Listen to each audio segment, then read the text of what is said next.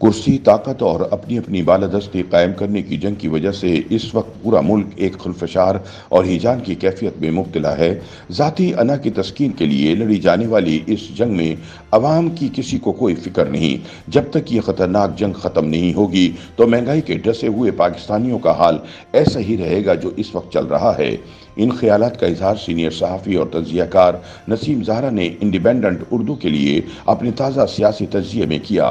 نسیم زہرا کا مزید کہنا ہے کہ بدقسمتی یہ ہے کہ اس وقت جو محنت عوام کو درپیش سنگین معاملات کے حل پر ہونی چاہیے، مہنگائی پر ہونی چاہیے، وہ اس جنگ و جدل پر صرف ہو رہی ہے۔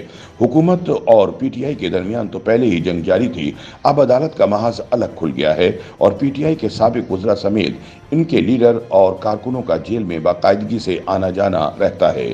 پارٹی چیئرمین عمران خان پر ایف آئی آرز کی 1.5 سینچری مکمل ہو چکی ہے۔ قصہ مختصر، پی ٹی آئی اور پی ڈی ایم کے درمیان کسی قسم کی گفتگو کا ماحول بنتا نظر نہیں آتا۔ دونوں مخالفین اپنے اپنے مورچوں پر سے ایک دوسرے پر تواتر سے گولہ باری میں مصروف ہیں۔ نسیم زہرا کے بقول ایک طرف وزیر داخلہ للکارے ہم میں سے ایک ہی بچ پائے گا۔ جب تنقید ہوئی تو پھر ٹی وی شوز میں سمجھایا کہ مطلب تھا کہ پی ٹی آئی کو سیاسی محاذ پر ختم کرنا۔ رانا صاحب جو پی ٹی آئی کے دور میں 15 کلو ہیروئن گاڑی کی ڈگی میں ڈالے موٹر وے پر روانہ ہونے جیسے احمقانہ من گھڑت الزامات کے تحت کال کوٹری میں بند کیے گئے تھے، اب عمران خان کو اور ان کی سیاست پر ہر لمحے سخت تنقید کے نشتر برساتے ہیں۔ عمران خان ذاتی طور پر رانا ثناء اللہ کو القابات سے نوازتے رہتے ہیں۔ کوئی کسی کو چور اور ڈاکو کہہ رہا ہے، کوئی کسی پر فتنے کا لیبل لگا رہا ہے۔ نسیم زہرا مزید کہتی ہیں کہ اسی طرح سوشل میڈیا پر بھی نت نئے القابات، شوشے اور افواہیں نمودار ہوتی رہتی ہیں۔ آخر کیوں نہ ہوں؟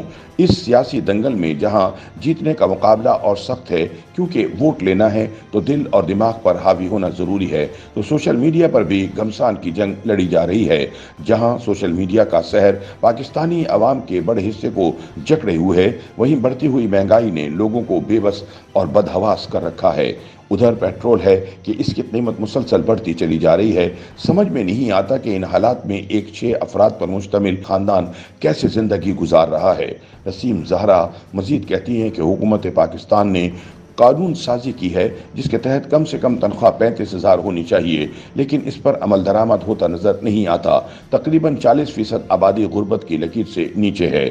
دوسری جانب سیکورٹی کے حالات میں مزید بگاڑ پیدا ہو گیا ہے۔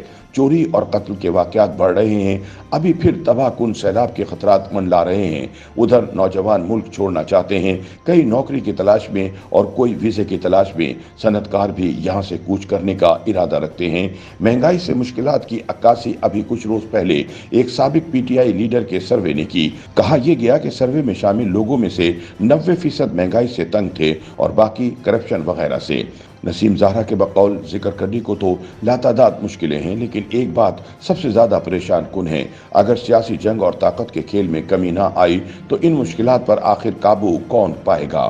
یہ وقت سر جوڑ کر معاملات کو سدھارنے کا ہے۔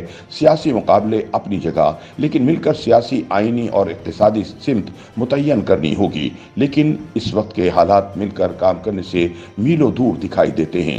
2014 سے شروع ہونے والی سیاسی کشیدگی اب دنگل کا روپ اختیار کر چکی ہے، بلکہ پاکستان کی قوم کو شدید نفسیاتی دباؤ میں مبتلا کر چکی ہے۔ آخر کار یہ طویل سیاسی جھگڑے اور محلاتی سازش نما وارداتیں، جن میں پہلے سامنے تو بظاہر سیاسی جماعتوں میں کشیدگی دکھائی دیتی تھی، پر اب تو تمام حقائق منظر عام پر آ چکے ہیں۔ اس مرتبہ کوئی ادارہ ایسا نہیں جو تنازع سے بچا رہا ہو۔ اسٹیبلشمنٹ نے نواز شریف کے ہٹانے سے لے کر عمران خان کے گھر جانے تک کھل کر کھیلا۔ اب نئی اسٹیبلشمنٹ خاموش ہے اور آگے بڑھ کر کوئی کردار ادا نہیں کر رہی۔ عدلیہ خود ایک اندرونی خلفشار کا شکار ہے اور پارلیمنٹ کے ساتھ نہ جیتنے والی جنگ میں مبتلا ہو گئی ہے۔